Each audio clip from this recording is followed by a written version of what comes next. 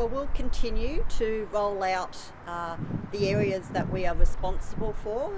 So that is the 1B group. So we will continue vaccinating all of our health workers and our frontline emergency services, our police, our correctional services, the meat processing plants, and we will continue to roll out as planned with that. Of course, we're doing some work around just changing over to the Pfizer for those under 50 and of course the AstraZeneca for 50 and older. But we are on track to continue to deliver our vaccines subject to supply. So as long as the supply is here, we'll keep going, and we'll keep going at the pace we've been going. How many days supply do we have to get vaccinated? Look, I haven't got today's update. As I say, we've factored in, our strategy has always been on average 1 to 2 weeks in supply, just to make sure we've got enough, and that hasn't deviated. So we roughly always have 1 to 2 weeks on supply.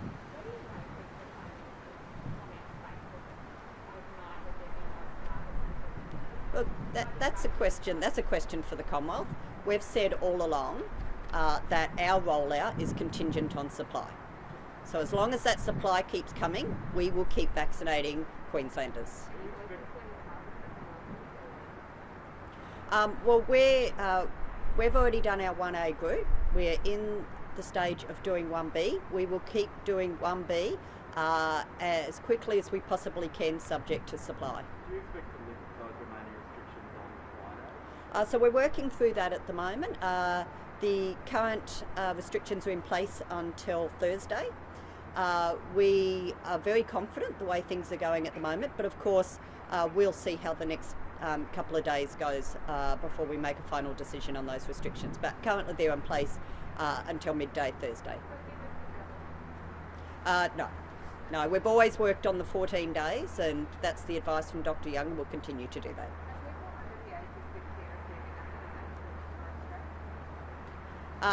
They have been, yes, but now that we have the recommendation from Otago, we'll need to work through that issue.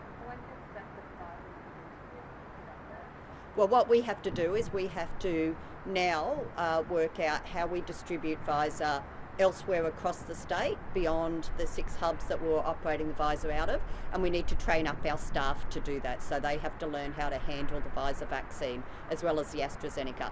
That's all possible. We're very confident we can do that. We can do it successfully, and we are already putting in place those processes.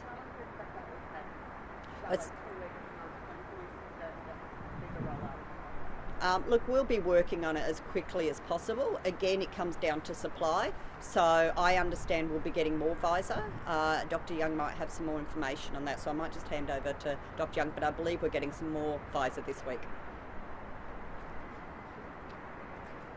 Yes, so we're now accelerating the rollout of Pfizer across the state. The biggest issue is supply, but I'm very confident with the Commonwealth's work that they've done, and they've said publicly that they expect to see a rapid increase in the amount of Pfizer coming into the country, so potentially double the amounts that they were originally planning for. So we'll work with the Commonwealth and make sure that as we get that increased Pfizer capacity, that we'll then manage it throughout our state, not just in those larger centres where our original plans were in place.